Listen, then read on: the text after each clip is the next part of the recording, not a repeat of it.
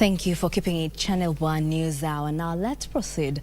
The Ministry of Energy implementing policies that will bring down the cost of electricity in the country. These measures include switching to renewable energy, modernizing the country's energy infrastructure, and reducing systems inefficiencies. Energy Cabinet Secretary has said the government plans to switch off all thermal power plants in the next 10 years.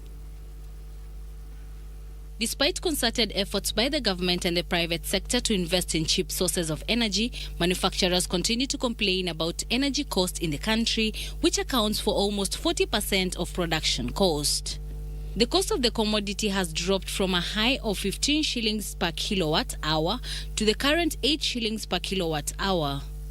Energy Cabinet Secretary Charles Keter has said the ministry still runs thermal power plants in Mombasa and Kisumu, which is very expensive compared to other forms of energy. We buy 50 megawatts from Uganda, which is cheap, is at 10 cents.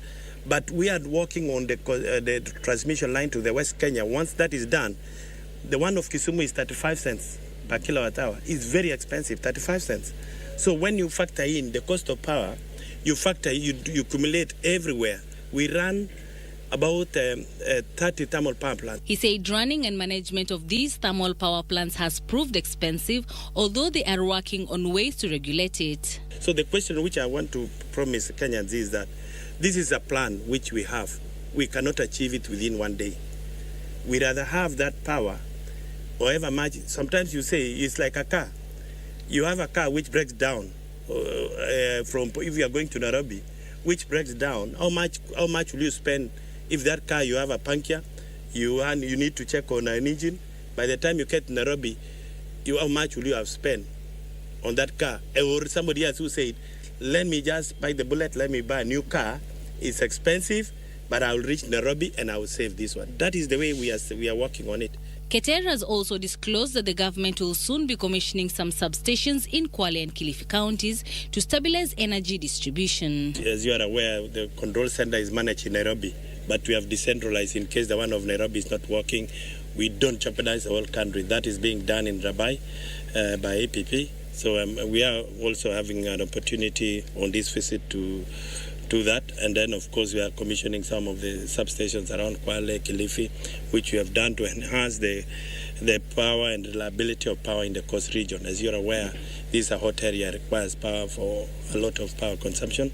The Energy Senate Committee Chair Ephraim Maina questioned the hefty bills that Kenyans continue to receive from KPLC, and the Cabinet Secretary reiterated that the ministry was working around the clock to bring down the costs. Anywhere you go, whether it is to the mama bogas who normally live in a one-room house with one bulb, whether it's anybody who lives in a mansion, whether it's anybody running an industry, the cost of power in this country is an issue. So the cost of power is not something which we wake up today and announce and say, from tomorrow the cost of power will be 5 cents, because it is not possible. We buy it, the KPLC buy it from a generator. Thermal power plants, which rely on oil, diesel and kerosene generators, is the expensive source of power in excess of 20 shillings per unit of electricity produced and injected into the national grid.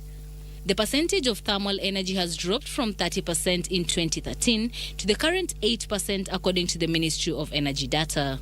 For Business News from Mombasa County, I am Anne Mburu.